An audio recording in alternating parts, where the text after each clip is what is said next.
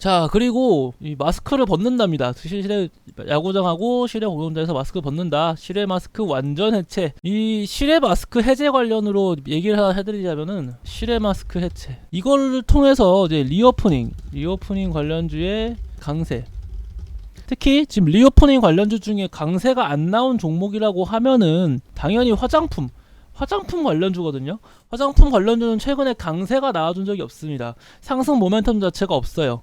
예를 들어서 뭐 중국 시장 부진 등, 그리고 뭐 지금 말하는 건 실내 마스크 완전 해체잖아요. 한 번 더 그 전에 완전 해체가 아니라 뭐 집단 모여있는 장소에서 마스크 해체했을 때도 화장품 관련주에 강세가 나오지 않을까라고 예측을 했었으나 강세가 나오지 않았어요. 그렇다는 것은 이번 완전 해체를 한다고 해도 과연 이 화장품 관련주에 강세가 나올까라고 생각해보면 좀 약간 의문점이 있습니다. 아무래도 직접적인 수혜, 뭐 실적이라던가 그런 걸 동반되지 않는다면은 이 화장품 관련주가 지금 전반적으로 다 과대 낙폭이에요. 과대 낙폭 상황이 개선되긴 쉽지 않겠냐, 조금 더 시간이 걸리지 않겠냐, 아니면 더더욱 실내 마스크 해제까지 좀 가야지 좀 화장품 관련 좀 꿈틀꿈틀 되지 않을까. 지금 이 정도 실내 마스크 해제 하나만 가지고는 조금 애매한 경향이 없지 않아 있다, 저는 그렇게 생각하고 있습니다. 제 생각에는 이제 연말까지 1450원은 진짜 도달할 것 같거든요. 생각보다 빠르게 올라요. 좀 가파르게 상승세가 나와주고 있습니다.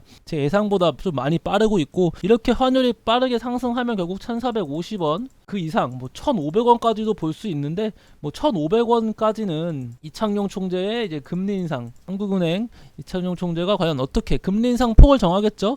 지금으로는 국내 환율 역시 0.25% 베이비 스텝 이상 안 하겠다, 이 확고한 기조가 있었는데, 이 어제 원달러 환율 상승과 함께 파월의 강력한 진출 의지를 봤으니까 본 이창용 총재가 기조를 좀 바꿔야겠다, 이 말은 즉 0.25%에서 0.5%, 우리나라도 빅스텝을 단행할 확률이 있다. 빅스텝을 단행하면은 아무튼 원달러 환율에 좀 잡히는데 좀 긍정적인 영향을 줄 수밖에 없거든요. 그런다는 거는 1,500원까지는 좀 애매할 수도 있고, 일단 이창용 총재의 그 방향성에 봐야 될 것 같습니다. 이 빅스텝을 함부로 할 수 없었던 이유 중 하나가, 금리가 오르면 당연히 가계부채에 부담이 되고 부동산의 하락을 동반합니다. 근데 우리나라는 현재 상태가 부동산이 엄청 투자가 밀집되어 있죠. 우리나라는 지금 부동산 의존도가 참 큰 나라고, 그 부동산 의존도가 어디서 왔냐? 다 가계부채에서 왔어요. 부동산이 하락하면은 가계부채를 끌어서 쓴 개인들만 이제 또 피해를 볼 것이고, 그리고 이 가계부채도 오르고 결과론적으로 서민들만 피해를 본다. 그렇기 때문에 이제 금리를 함부로 못 올리는 거거든요. 이창용 마음은 솔직히 우리도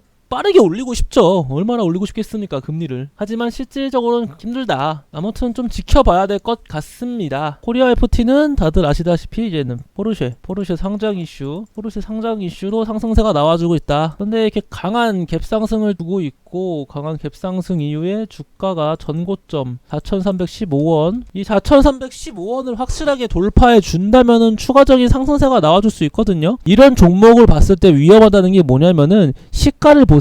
4,195원입니다. 그렇죠? 이 전고점은 4,315원이에요. 이 4,315원을 뚫어질지 말지도 모르는 상황이거든요. 지금 4,315원을 뚫어줘야지 더 세게 치고 갈 텐데, 그러지 못한다면 추가적인 약세가 나올 수 있다는 겁니다. 상승의 폭은 높아봐야 이 정도, 갈까 말까. 물론 가면 더 많이 먹겠지만 그거에 대한 확정이 없잖아요. 상승의 폭은 이 정도고, 하락한다면 여기 5일 평균선 여기까지 하락할 텐데, 이 폭만 보더라도 하락의 폭이 훨씬 커요. 이런 종목이 위험하다는 겁니다. 이해하시겠죠? 절대 매수하면서 급등 종목은 좀 확실히 피해 주는 것이 좋겠다, 그렇게 말씀드릴 수 있겠고, 다시 한번 이게 돌려주고 있잖아요. 추세를 상승세가 나와줬다가 조정이 나오고 다시 상승세가 나와주고 있어가지고, 게다가 수급도 나쁘지 않거든요. 이게 이제 봐야 될 점이 딱 두 개예요.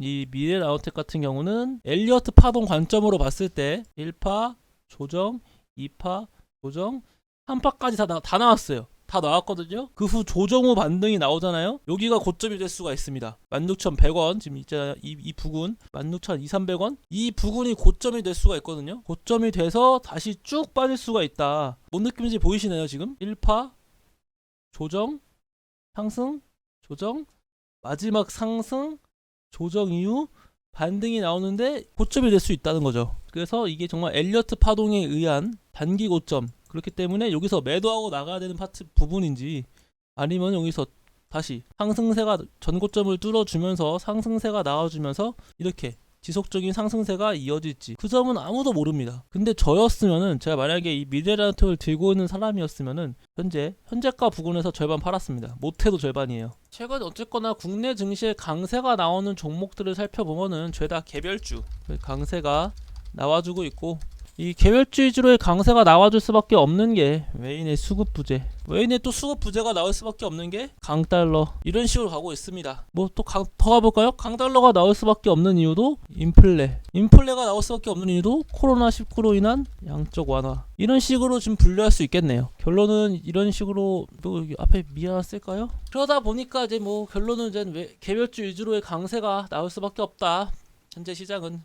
그래서 개별주 위주로의 강세는 또 연속성을 가지기 힘들다. 말하면 당일 사고 당일 팔아라, 단타 위주로 보지 수익이나 중장기는 확실히 부정적이라는 거 좀 기억하시면 좋겠습니다.